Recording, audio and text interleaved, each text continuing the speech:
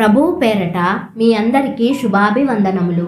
ఈరోజు మన అనుదిన వాక్య ధ్యానమైన ఎడారిలో సెలయేర్లలోని వాక్యము మిమ్మును పూర్ణులుగా చేసి స్థిరపరచి బలపరచును. పేతురుకు రాసిన మొదటి పత్రిక 5వ అధ్యాయము 10వ వచనము.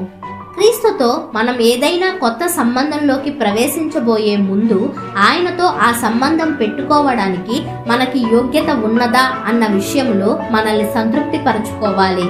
అందుకు తగ్గ మనోవికాసం మనకి ఉండాలి. ఏ మాత్రం సందేహపు ఛాయలున్నా మన నిశ్చయత సడలిపోతుంది. ఇది గ్రహించి మనం ఆ నిర్ణయాన్ని, ఆ సమర్పణను, ఆ మార్గాన్ని నిస్సందేహంగా ఎంచుకోవాలి. ఒక చెట్టు నేలలో నాటుకొని ఉన్నట్టు, వివాహ వేదిక మీద వధువు వరునికి శాశ్వతంగా అంకితమైనట్టు, మరి తిరుగు లేకుండా ఒకేసారి బేషరతుగా ఇది జరిగిపోవాలి. ఆ పైన స్థిరపడి బలపడి పరీక్షలను ఎదుర్కొనడానికి కొంతకాలం పడుతుంది.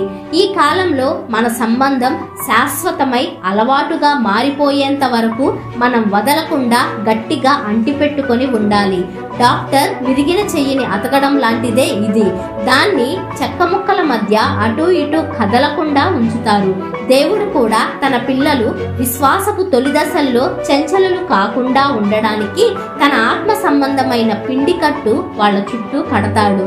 ఇది మనకి కష్టంగా ఉండవచ్చు, కానీ తన నిత్య మహిమకు క్రీస్తునందు మిమ్మును పిలిచిన సర్వకృపానిధియగు దేవుడు కొంచెము కాలము మీరు శ్రమపడిన పిమ్మట తానే మిమ్ములను పూర్ణులుగా చేసి స్థిరపరిచి బలపరచును.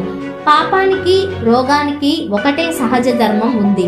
పరిస్థితుల ప్రభావానికి మనం లొంగి కృంగితే ఇక అంతే. శోధకుని శక్తి మనల్ని పూర్తిగా అధోగతికి తొక్కేస్తుంది. అయితే ఆత్మీయ జీవనానికి, భౌతిక జీవనానికి కూడా వర్తించే మరొక ధర్మం కూడా ఉంది. క్రీస్తులో ఉంటే మనం వర్ధిల్లుతాము.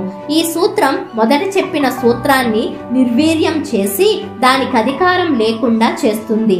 కానీ దీన్ని చెయ్యడానికి మనకి నిజమైన ఆత్మశక్తి, దృఢ నిశ్చయం, అలవడిన విశ్వాసం, స్థిరమైన క్రైస్తవ జీవితం ఉండాలి.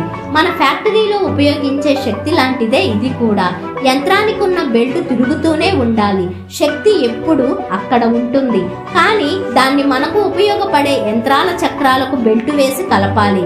ఇలా చేసినప్పుడు మాత్రమే ఆ జనరేటర్లోని శక్తి మిగతా యంత్రాలన్నింటినీ తిప్పుతుంది.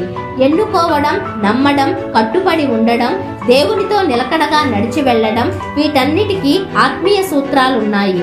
ఇవన్నీ పరిశుద్ధాత్మ మనల్ని పవిత్రపరచడానికి, స్వస్థపరచడానికి అవసరం.